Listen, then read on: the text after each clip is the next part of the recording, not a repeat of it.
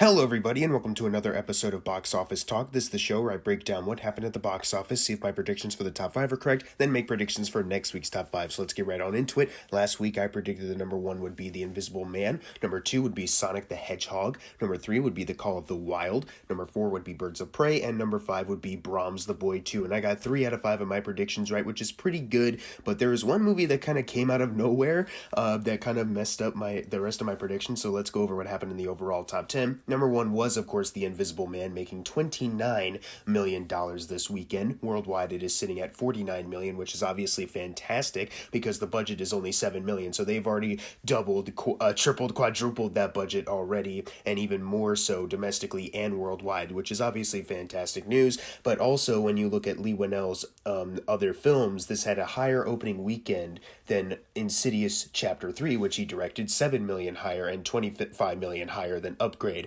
And domestically and worldwide, it has already outgrossed the run of Upgrade, which is pretty fantastic. It has $23 million more to go domestically to outgross Insidious Chapter 3, and $71 million worldwide to outgross Insidious Chapter 3. But since this movie obviously did very well, and a lot of people are talking a lot of great things about it, I think it's going to hold over very well and make a ton more money than this. This is obviously a really fantastic start for this, and I'm really happy for the success of Leigh Whannell here, because he's a guy that I admire quite a bit. Number 2, we have Sonic the Hedgehog, making $16 million, adding to a domestic total of $128 million, $3 million away from outgrossing the Angelina Jolie Tomb Raider film, and $16 million away from outgrossing Detective Pikachu, which I think we'll be seeing that happen by next week. I'm pretty confident about that. Worldwide, it is sitting at $265 million, and for a film whose China release was postponed because of the coronavirus, and China usually being a pretty big spot to release a blockbuster film, you can make the most money there. The fact that it's already sitting at a pretty good spot right now is quite fantastic. As far as the other 2 video game movies that I mentioned, it has $8 million more to go to outgross the Angelina Jolie Tomb Raider film,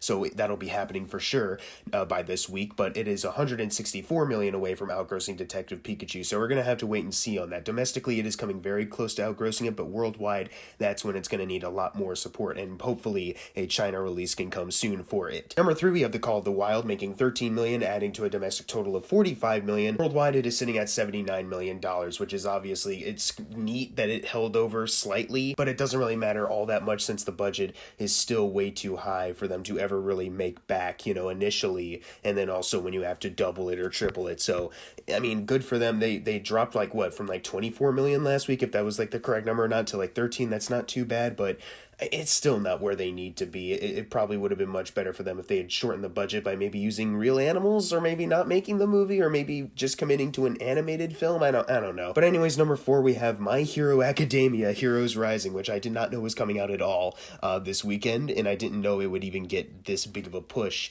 as far as audience is going to see it. It made $5 million this weekend, adding to a domestic total of $8 million, and worldwide it is sitting at $23 million. I don't know what the budget is. I couldn't find it on Wikipedia or anywhere else, so right now I can only assume that maybe it's doing okay. I didn't really know this movie was coming out anyway, so sorry that this seems like I don't know what I'm talking about, because I really don't for this one. It really came out of nowhere. Number 5, though, we have Bad Boys for Life. So even if My Hero Academia was not released, my predictions probably still would have been wrong, because I thought for sure Birds of Prey would be above Bad Boys for Life, but Bad Boys for Life is above it, making $4.3 million, adding to a domestic total of $197 million, and worldwide it is sitting at $405 million. And since I've already talked enough about how successful this movie is and how great it is, let's move on to number 6, which was Birds of Prey, so we can just talk about that real quick. It made $4.1 million, so just a little bit off from where Bad Boys for Life ended up, and that adds to a domestic total of $78 million, and worldwide it is sitting at $188 million. Domestically, it is $62 million behind Shazam, and worldwide it's $175 million behind Shazam.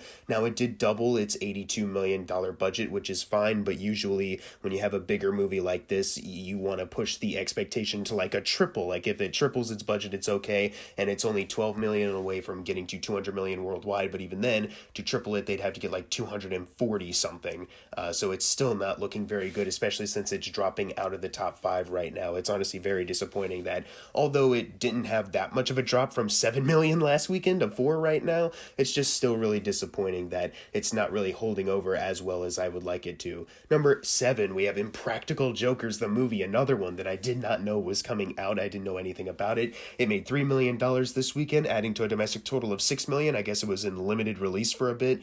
and its budget was $3 million, so they just doubled it. So congrats to these Impractical Jokers. Oh man, I'm unfamiliar with these people and their films, so I have nothing else to add. Let's move on to number 8, which was 1917, making $2.67 million. The numbers are going to get really tight here once again, adding to a domestic total of $155 million, and worldwide it is sitting at $362 million. Obviously, it's great. Worldwide, it just outgrossed Sam Mendes' film American Beauty by $6 million, which I was counting down for a while now, so now it's just behind Spectre worldwide by $517 million. It's definitely not going to get there, especially domestically. It's $45 million behind. It's slowed down to the point where it's not going to outgrow Spectre or Skyfall, but those two are Sam Mendes' blockbuster, big grossing movie, so I never really expected that anyways. I'm just proud that 1917 has made as much money as it did. Number 9, we have Brahms The Boy 2, making $2.63, so yeah, very close to 1917, adding to a domestic total of $9 million, and worldwide it is sitting at 16, so it exceeded its initial production budget of $10 million, and it needs $4 million more to double it, which, good for them, but domestically it's still $26 million behind the entire domestic run of the first movie, and worldwide that number is $52 million. So it's definitely, compared to the first movie, it's not as successful, it's not as high earning for STX Films, and I'm sure they were making the sequel because that first movie did moderately well for them, but maybe it's because they waited too long. Maybe many people after they saw the first film just weren't interested in seeing another one, and STX kind of placed their chips on the wrong film here. I don't know, but either way, this is not good for them, even if it is about to double its budget as soon as it makes $4 million more dollars. And finally, closing out the video, we have number 10, Fantasy Island, making $2.3 million, adding to a domestic total of $24 million, and worldwide it is sitting at $40 million. So we began the video with a Blumhouse movie that did very well, and now we're going to end the video with a Blumhouse movie that did pretty well, also with a budget of $7 million. It's just The Invisible Man was good, and Fantasy Island was hot garbage, and The Invisible Man will probably, and it already has, gone on to make way more money than this film, which is kind of funny if you really think about it, but whatever. Blumhouse is very varying when it comes to quality, but because their budgets are so low, they're usually very successful. Now it's time for the fun part, the predictions for next week's top 5. Number 1, I'm going with Onward. Then number 2, The Invisible Man. Number 3, The Way Back. Number 4, Sonic the Hedgehog. And number 5, The Call of the Wild. But what are your predictions for next week's top 5? Leave them in the comments below. And if you got your predictions right for this week, you're going to get a shout out right now. Unless you didn't get it right, then I'm sorry. And as always, thank you guys for watching. Make sure to subscribe. I'm Jackson Fulcher. See you guys next time.